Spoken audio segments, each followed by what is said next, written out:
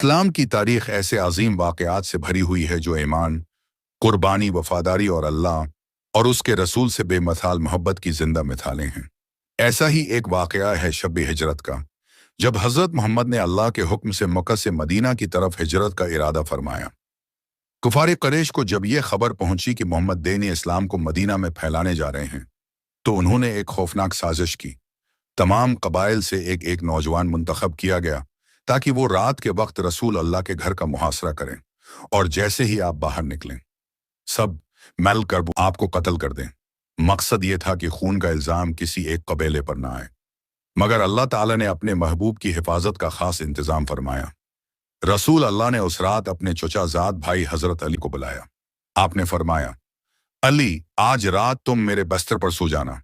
यह हुक्म सुनकर हज़रत अली ने फौरन सवाल किया, या रसूल अल्लाह, क्या आप बखैर वाफियत मदीना पहुंच जाएंगे?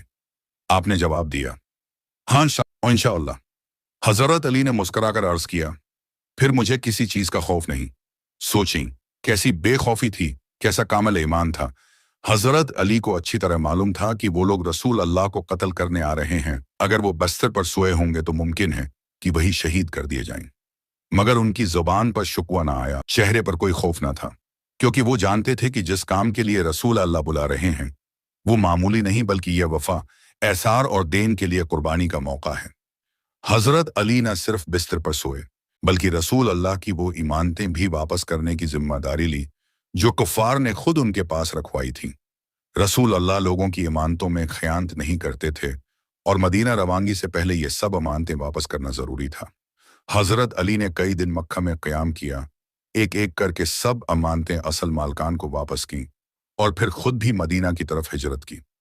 जब कुफ्फार सुबह के वक्त दरवाज़ा तोड़कर अंदर दाखिल हुए तो उन्हें हैरत हुई कि बस्तर पर हज़रत अली सो रहे हैं, न कि मोहम्मद।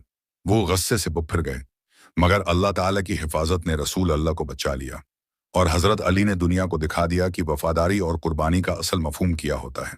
ये वाक़या आज भी हमें सिखाता है कि अगर ईमान मजबूत हो, नीयत खालिस हो और दिल में अल्लाह और उसके रसूल की मोहब्बत हो, तो इंसान हर खतरे का सामना कर सकता है।